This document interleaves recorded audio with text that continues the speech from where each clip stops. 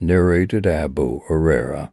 In the year of the conquest of Mecca, the tribe of Khuzah killed a man from the tribe of Bani Layth in revenge for a killed person belonging to them. They informed the Prophet about it.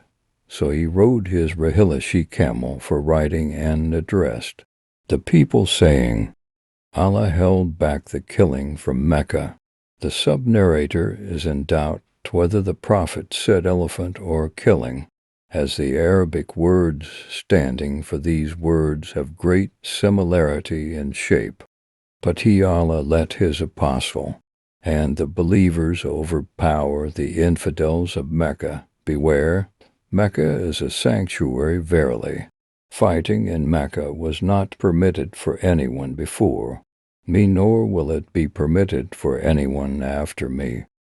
War in it was made legal for me for a few hours or so on that day. No doubt it is at this moment a sanctuary.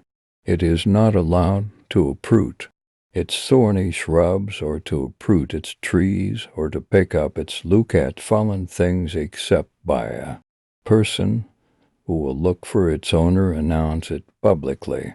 And if somebody is killed, then his closest relative has the right to choose one of the two, the blood, money, diya, or retaliation, having the killer killed.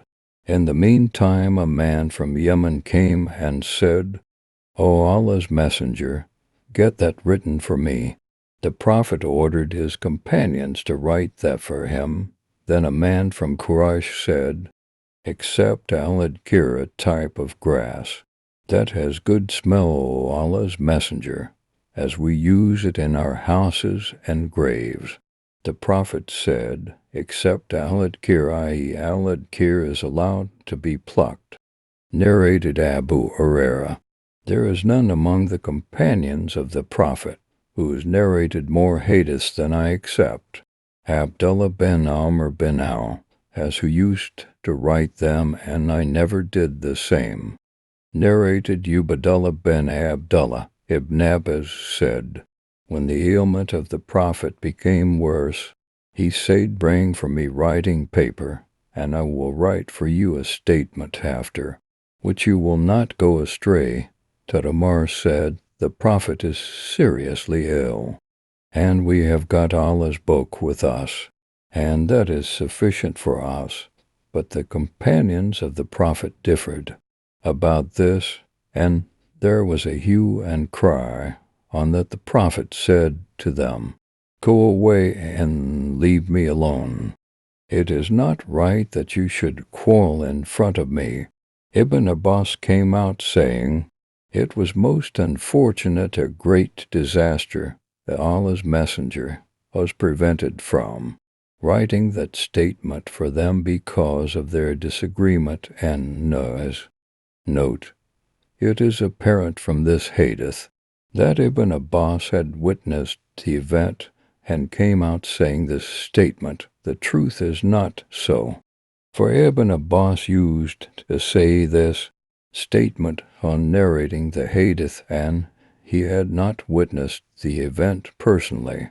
See Fath al-Bari Volume 1 p.22 footnote. See Hadith No. 228, Volume 4. Narrated Salama.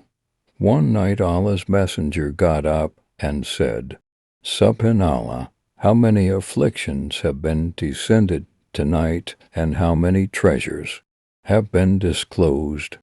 Go and wake the sleeping lady, occupants of these dwellings, his wives, up for prayers. A well-dressed soul in this world may be naked in the hereafter. Narrated Abdullah bin Umar. Once the Prophet led us in the Isha prayer during the last days of his life, and after finishing it, the prayer with Taslim, he said, do you realize the importance of this night? Nobody present on the surface of the earth tonight will be living after the completion of 100 years from this night. Narrated Ibn Abbas. I stayed overnight in the house of my Aunt Maymuna bint al-Harith, the wife of the Prophet, while the Prophet was there with her during her night turn. The Prophet offered the Isha prayer in the mosque, returned home, and after having prayed for rakat, he slept. Later on he got up at night and then asked whether the boy, or he used a similar word, had slept. Then he got up for the prayer, and I stood up by his left side, but he made me stand to his right and offered 5 rakat, followed by 2 more rakat. Then he slept, and I heard him snoring, and then after a while he left for the Fajr prayer. Narrated Abu Huraira.